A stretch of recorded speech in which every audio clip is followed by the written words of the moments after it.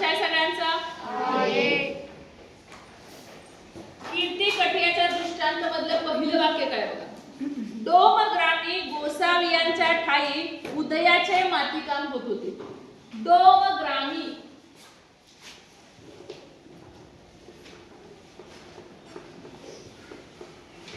सध्या त्याला डोंबेगाव असंही म्हटलं तर किंवा डोंबेग्राम असंही म्हटलं तर कुठं आहे ते सध्या, तर कमलापूर असं त्याचं नाव झालेलं आहे सध्या. नेवासे तालुक्यामध्ये आहे आणि जिल्हा आहे त्याचा अहिल्यानगर.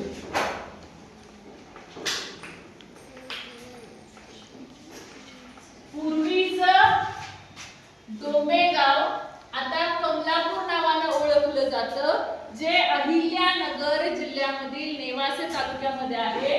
या ठिकाणी माईपट्टांनी त्यांच्या या लिरेमध्ये या गावाला म्हणजे कमलापूर या गावाचं नाव काय होतं तेव्हा? डोमग्रामी किंवा डोमग्रामी. गोसावियांच्या ठाई, गोसावी असं श्री चक्रधर स्वामी यांना म्हटलेलं आहे.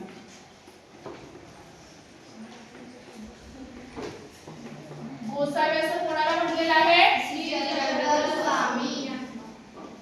डोमग्रामी गोसावियांच्या ठाई, ठाई म्हणजे ठिकाणी. डोंबे गावामध्ये श्री चक्रधर स्वामी यांच्या ठिकाणी. मग चक्रधर स्वामी एखाद्या जंगलातील झोपडीमध्ये राहत असतील, बरोबर, तिथं त्यांच्या घराच्या ठिकाणी, ते ज्या ठिकाणी राहत आहेत त्या ठिकाणी उदयाचे म्हणजे सकाळचे, उदयाचे म्हणजे सकाळचे. हे कठीण शब्द नाहीये, ते कसले शब्द आहेत? अपरिचित आहे. म्हणजे हे शब्द आजपर्यंत तुम्हाला माहित नव्हते, आता माहित झाले. उदयाचे म्हणजे सकाळचे. माती काम होत होते. माती काम, मातीपासून काहीतरी तयार करण्याचं काम. आता पहिल्या ओळीचा आपल्या भाषेमध्ये अर्थ काय झाला मग? डोंबे गावामध्ये श्री चक्रधर स्वामी यांच्या ठिकाणी सकाळी सकाळी मातीचे काम सुरू होते किंवा होत होते. ते सी वाजत होते, सी वाजत होते. थंडी वाजत होती. सी वाजत होती म्हणजे थंडी वाजत होती. ते सी वाजत होते म्हणजे तेव्हा खूप थंडी वाजत होती. केव्हा? सकाळचे. डोंबे गावामध्ये श्री चक्रधर स्वामी यांच्या घरी मातीचे काम सुरू होते, तेव्हा सी वाजत होते म्हणजे तेव्हा काय वाजत होती? थंडी वाजत होती. त्याने भक्तजनांची व्यापार होवेना, व्यापार होवे ना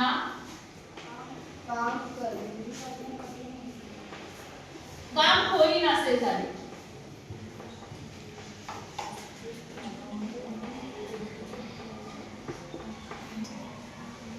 वाक्य काय बघ, तेने भक्तजनांचे व्यापार होवेना. तेने म्हणजे त्यामुळं, त्यामुळं म्हणजे कशामुळं? थंडी वाजायला लागल्यामुळं. व्यापार होवेना म्हणजे काम होईनासे झाले. कोणाला? भक्तजन म्हणजे शिष्य. जे शिष्य चक्रधर स्वामी यांच्या घरी त्यांच्या ठिकाणी जिथं राहत होते तिथं माती काम करत होते, पण सकाळी सकाळी इतकी थंडी वाजायला लागलेली होती की त्या थंडीमुळं व्यापार होवेना, व्यापार म्हणजे काम, त्यांना काम होईन असं झालं. आता परत दोन ओळींचा अर्थ मी वाचते, तुम्ही प्रमाण भाषेमध्ये सांगा तुमच्या भाषेत. डोमेग्रामी गोसावियांच्या ठाई उदयाचे माती काम होत होते. डोंबे गावामध्ये श्री चक्रधर स्वामी यांच्या घरी सकाळी सकाळी मातीचे काम सुरू होते. ते सी वाजत होते, त्यांना थंडी वाजत होती. तेने भक्तजनांशी व्यापार होवेना, काम होईनासे. त्यामुळे भक्तजनांना म्हणजे चक्रधर स्वामी यांच्या शिष्यांना, त्यामुळे चक्रधर स्वामी यांच्या शिष्यांना व्यापार होवेना,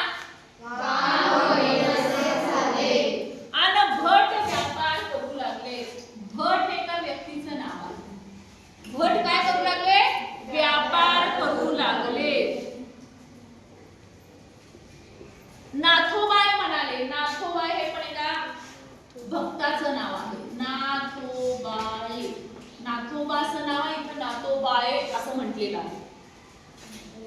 बघा, डोंबे गावामध्ये श्री चक्रधर स्वामी यांच्या घरी सकाळी सकाळी मातीचं काम सुरू होतं.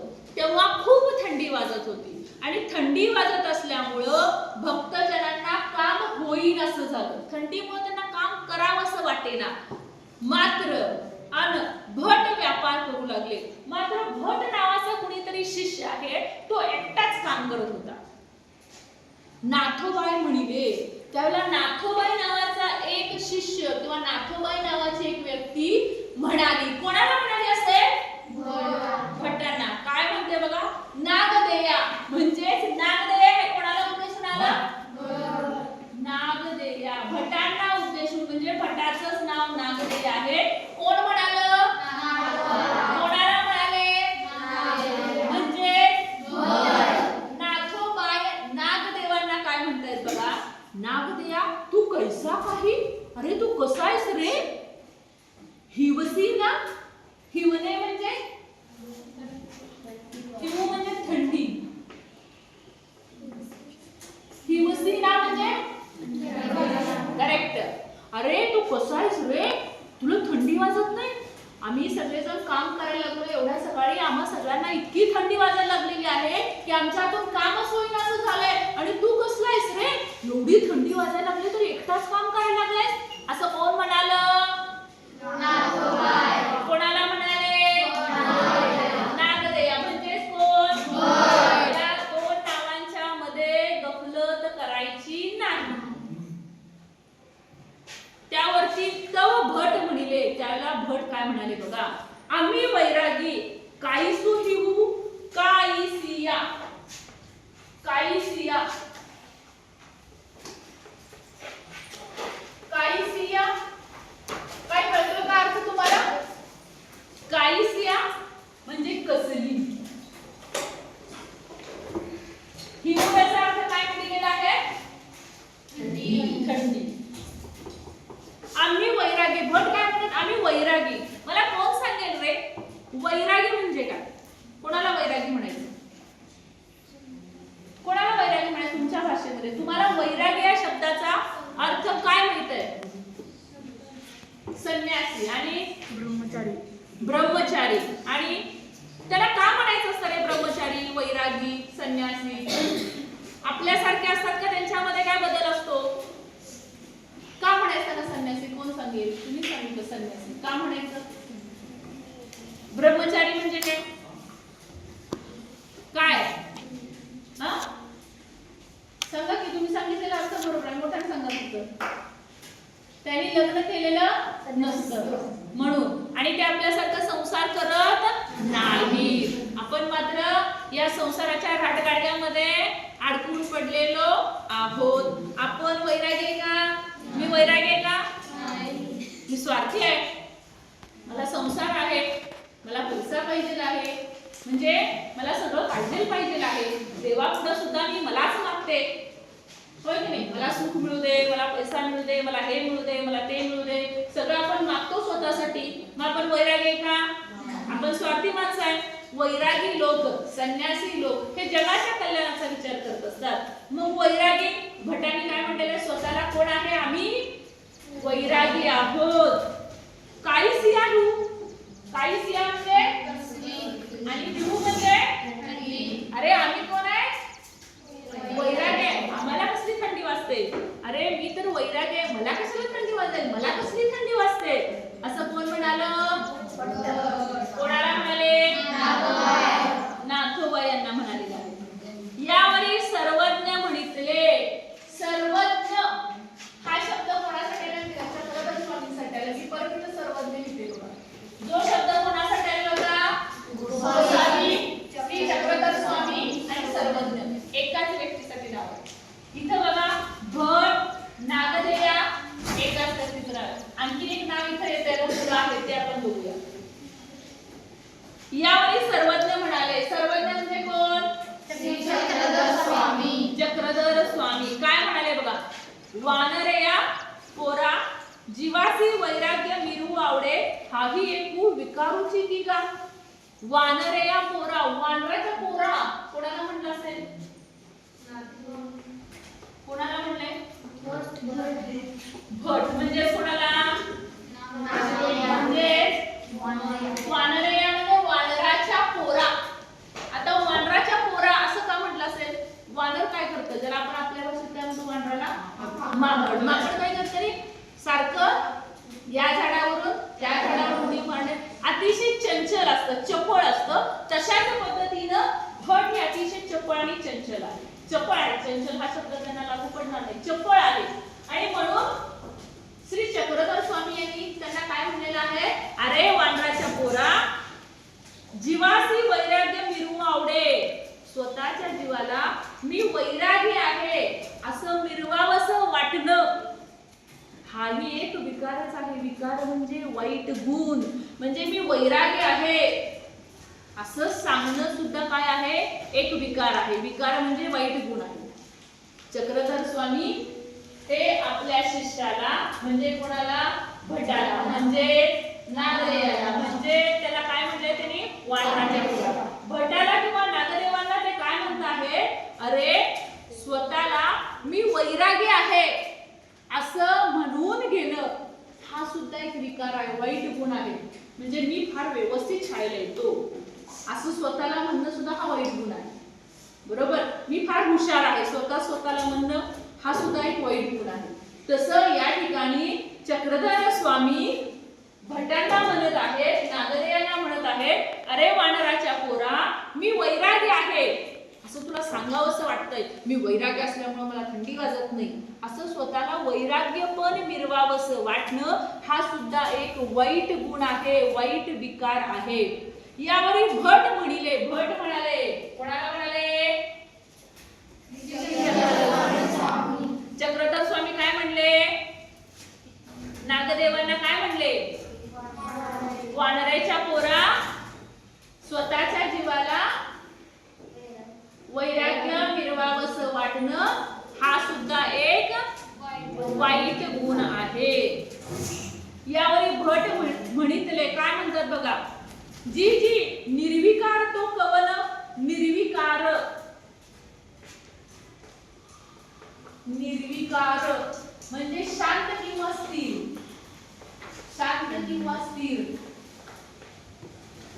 आणखी एक शब्द बघा, कवण म्हणजे कोण? कवण म्हणजे कोण? भट आता चक्रधर स्वामींना काय म्हणत आहेत बघा?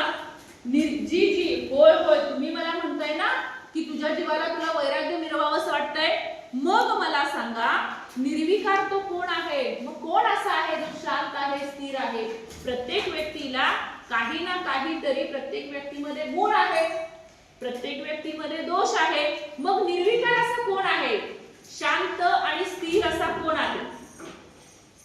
सर्वज्ञ. सर्वज्ञ म्हणिले म्हणजे कोण म्हणालं? सर्वज्ञ कोणाला म्हटले? श्री चक्रधर स्वामी. वानरे पोरा, जीव विकारा वेगळा केळाही झालाची नाही. अरे वानराच्या पोरा, जीव कदाही विकारा वेगळा, वाईट गुणांपासून वेगळा झालेलाच नाही. केळाही म्हणजे कधीही. के शब्द कसा आहे? केळाही म्हणजे काय? कधीही. सर्वज्ञ काय म्हणताय? वानरे या पोरा, जीव विकारा वेगळा केळाही झालाची नाही. अरे कोणताही जीव विकारापासून, वाईट गुणापासून वेगळा झालेलाच नाही. व्यक्ती कितीही मोठी असली, कितीही चांगली असली तरी कोणता तरी एखादा वाईट गुण प्रत्येक व्यक्तीमध्ये असतोच असतो. सर्व गुण संपन्न असं या जगामध्ये कुणीही असत नाही. पण मोठी माणसं मोठी का होतात? ते आपल्यातील वाईट गुण बाजूला सारण्याचा प्रयत्न करतात, वाईट गुणांपासून दूर राहतात, वाईट गुणांचा त्याग करतात आणि चांगला गुण आत्मसात करतात. दुसऱ्यांच्या मध्ये जे जे चांगलं आहे ते आपल्यामध्ये यावं आणि आपण सर्व गुणांनी संपन्न कसं व्हावं याचा जी माणसं प्रयत्न करतात ती आयुष्यामध्ये अतिशय मोठी होतात. इथं सर्वज्ञ चक्रधर स्वामी परत भटांना काय म्हणतायत? भट जेव्हा त्यांना म्हणतायत, होय होय तुम्ही मला म्हणताय ना, अरे तुला वैराग्य मिरवावंसं वाटतंय, हा सुद्धा एक वाईट गुण आहे. मग सांगा बरं निर्विकार असा कोण आहे? त्यावेळेला सर्वज्ञ काय म्हणतात बघा, चक्रधर स्वामी म्हणतात, अरे वानराच्या पोरा, जीव विकारापासून कधीही वेगळा झालाच नाही, मग तू काय वेगळा असशील? या पृथ्वी तलावरचा एकही जीव विकारापासून, वाईट गुणांपासून वेगळा झालेला नाही. मग तू कोण आहेस? तूही त्यातलाच एक आहेस, तूही त्यांपेक्षा वेगळा नाहीस. हो काजी? होय काय? यामुळे गोसावी कीर्ती कठियाचा दृष्टांत निरोपिला. गोसावी म्हणजे कोण? मग चक्रधर स्वामींनी कीर्ती कठियाचा दृष्टांत सांगितलेला आहे. कठिया म्हणजे पुजारी, कठिया म्हणजे पुजारी. कीर्ती म्हणजे, कीर्ती या शब्दाचा शब्द गेला तुम्हाला, परिचित आहे शब्द कीर्ती. कीर्ती कशाला? छत्रपती शिवाजी महाराजांची कीर्ती सर्वदूर पसरलेली होती. कीर्ती महान काम, प्रसिद्धी या अर्थाने. दृष्टांत, दृष्टांत देणं, उदाहरण देणं किंवा दाखला देणं. दृष्टांत शब्द गेलाय, मी लिहित नाही एका फळ्यावर. दृष्टांत म्हणजे उदाहरण किंवा दाखला देणं, नाही का? आपण एखादं उदाहरण देतो एखादी गोष्ट पटवून देण्यासाठी, तसं दृष्टांत म्हणजे उदाहरण किंवा दाखला. या ठिकाणी चक्रधर स्वामी यांनी कीर्ती कठियाचा दृष्टांत सांगितले. निरोपिला म्हणजे सांगितला, निरोपिला म्हणजे सांगितला. कवनी एकू कठिया असे, कुठंतरी एका ठिकाणी एक कठिया म्हणजे पुजारी किंवा गुरु राहत होता. तो भोगस्थानाची शुश्रूषा करी. भोगस्थान जिथं देवाला नैवेद्य दाखवला जातो ते ठिकाण, ज्याला काय म्हटलं जातं कुणाला सांगता येईल? मंदिरामध्ये देवाला जिथं नैवेद्य दाखवला जातो, काय म्हणायचं त्याला? एक विशिष्ट शब्द आहे, काय म्हणायचं?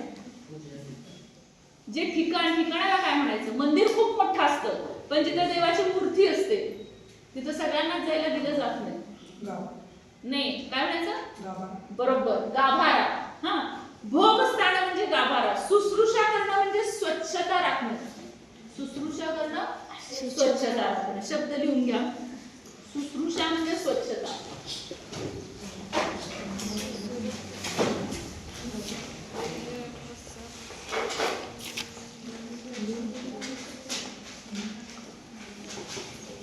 भोगस्थानाशी म्हणजे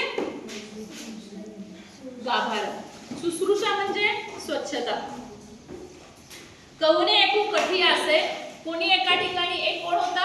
पुजारी होता. तो भोगस्थानाची काय करायचा? स्वच्छता ठेवायचा. मंदिराचा आजूबाजूचा परिसर अतिशय स्वच्छ ठेवायचा. कसं स्वच्छ ठेवायचा? झाडी म्हणजे झाडणं. सडा समार्जन शब्द गेला आखरीला. सडा समार्जन अंगणामध्ये नाही का आपण रोज सडा पाणी मारणे आणि रांगोळी काढणे आणि सारवणे शेणानं, ह्याला काय म्हणायचं? सडा समार्जन. हा जो पुजारी होता ना, तो काय करायचा? या मंदिराची सगळ्या स्वच्छता करायचा. मंदिरामध्ये, अंगणामध्ये, त्या मंदिराच्या परिसरामध्ये सडा टाकायचा, शेणानं सारवायचा, रांगोळी काढायचा. ते देखून या गावीची म्हणजे म्हणती, ते बघून येणारे जाणारे गावातले लोक काय म्हणायचे बघा? कठिये हो निके करीत असे. कठिये म्हणजे गुरव, निके म्हणजे स्वच्छ. निके म्हणजे स्वच्छ. येणारे जाणारे लोक काय म्हणले बघा? कठिये हो निके करीत असा, गुरव किती स्वच्छ ठेवतोय मंदिर, बरवे करीत असा, छान करीत आहे. येणारे जाणारे लोक जेव्हा हा पुजारी मंदिराचा परिसर अतिशय स्वच्छ ठेवतो, मंदिराच्या बाहेर सडा टाकतो, रांगोळी काढतो, छान स्वच्छता ठेवतो सगळ्या परिसराची, ते बघून गावातील येणारे जाणारे लोक काय म्हणायला लागले? कठीण हो निके करीत असा, गुरव किती स्वच्छ करतोय ना आजूबाजूचा परिसर, बरवे करीत असा. बरवे म्हणजे छान. इथे लिहिते मी आता, बरवे म्हणजे छान. किती छान मंदिराचा परिसर ठेवतोय ना. ते ऐकून या, ते ऐकून दिसवडीच्या दिसवडी, दिसवडीचा दिसवडी म्हणजे रोजच्या रोज. मी आता इथे लिहित नाहीये, तुम्ही तोंडी घ्या शब्द. दिसवडीचा दिसवडी म्हणजे रोजच्या रोज. हात हात चढवी, हात हात चढवणे, अधिक चांगले काम करणे. हात हात चढवणे, अधिक चांगले काम करणे. दिसवडीच्या दिसवडी रोजच्या रोज. दिसवडीच्या दिसवडी हात हात चढवणे, अधिक चांगले काम करणे. हात हात चढवी, अधिक चांगले काम करणे. बघा, जेव्हा येणारे जाणारे लोक त्या पुजाऱ्याच्या स्वच्छतेची चर्चा करायला लागले, बोलायला लागले आपापसामध्ये की हा पुजारी किती चांगला आहे, किती स्वच्छ ठेवतोय मंदिर, सडा व्यवस्थित टाकतोय, रांगोळी काढलेली असते, आजूबाजूचा परिसर, जिथं देवाला नैवेद्य दाखवला जातो तो गाभाऱ्याचा परिसर अगदी स्वच्छ आणि छान ठेवतोय. असं लोक त्या पुजाऱ्याबद्दल बोलायला लागले चांगलं चांगलं. ते ऐकून या, ते ऐकून. दिसवडीच्या दिसवडी म्हणजे काय सांगितलं? हा, असं ऐकल्यानंतर पुजारी जेव्हा ऐकतो तेव्हा पुजारी काय करायला लागला? रोजच्या रोज हात हात चढवी म्हणजे अधिक चांगले काम करणे. बघा, पुजाऱ्याने काय ऐकलं? येणारे जाणारे लोक त्याच्या मंदिरातील पूजेची, स्वच्छतेची चर्चा करायला लागलेत आणि ती ही चर्चा चांगली करायला लागलेली आहेत. आता आपलं कुणीतरी कौतुक केलं, आपल्याला बरं वाटतं नाही? हा, तसं येणारे जाणारे लोक त्या पुजाऱ्याचं कौतुक करायला लागलेले आहेत. किती छान मंदिर स्वच्छ ठेवतोय, गाभारा किती छान सजवलेला आहे, देवाची पूजा किती छान केलेली आहे, बाहेर सगळा परिसर छान ठेवलेला आहे. असं म्हणल्यानंतर पुजाऱ्याला बरं वाटतं स्वतःची स्तुती ऐकून. आणि मग तो काय करतो? आज जसं मंदिर सजवलेलं आहे, स्वच्छ ठेवलेलं आहे, छान ठेवलेलं आहे, त्यापेक्षा दुसऱ्या दिवशी सगळं स्वच्छ ठेवतो. त्याहून चांगली पूजा दुसऱ्या दिवशी, परत तिसऱ्या दिवशी त्याहून चांगली पूजा करायला लागला. म्हणजे रोजच्या रोज अधिक अधिक मंदिर स्वच्छ ठेवायला लागला, अधिक अधिक गाभाऱ्यामध्ये देवाची शुश्रूषा, स्वच्छता छान ठेवायला लागला. तयासी देवता आपले फळ न देई, त्याला देव फळ देत नाही. तयासे कीर्तीचे फळ झाले. त्याला काय मिळाले? फक्त कीर्ती म्हणजे प्रसिद्धी. देवानं त्याला फक्त प्रसिद्धी दिली, गावभर त्याला प्रसिद्धी मिळाली की पुजारी चांगला आहे, पुजारी चांगला आहे, स्वच्छ काम करतोय, नीटनेटकं काम करतोय, अशी प्रसिद्धी त्याला मिळाली. मात्र देव प्रसन्न झाला का? का झाला नाही रे? का झाला नाही देव प्रसन्न? एवढं छान ठेवत होता मंदिर, का झालं नाही? कारण त्याच्यामध्ये एक चांगला गुणच वाईट बनला. चांगला गुण कुठला होता? की तो मंदिर स्वच्छ ठेवायचा, पूजा अर्चा करायचा व्यवस्थित, गाभाऱ्यामध्ये सगळं व्यवस्थित करायचा. मात्र लोक त्याची कौतुक करायला लागले, त्याचं कौतुक करायला लागले, त्याची प्रशंसा करायला लागले. हे बघून त्याच्या मनामध्ये विकार निर्माण झाला की लोक माझं कौतुक करायला लागले आणि मग लोक आपलं कौतुक करत आहेत म्हणून तो त्याहून चांगलं स्वच्छ ठेवायला लागला, त्याहून चांगली पूजा अर्चा करायला लागला. हा चांगला गुण त्याच्यामध्ये वाईट गुण तयार झाला. जे मी चांगला आहे हा तो मिरवायला लागला, मी किती छान मंदिर स्वच्छ ठेवतो हे त्याला मिरवावंसं वाटलं, आपल्यातला चांगला गुण. म्हणून देव सुद्धा काय करतो? त्याला फक्त प्रसिद्धी देतो, प्रसन्न होत नाही. इथपर्यंतचा भाग कळाला. आता परत एकदा आपल्या साध्या भाषेमध्ये आपल्याला ही कथा बघायची.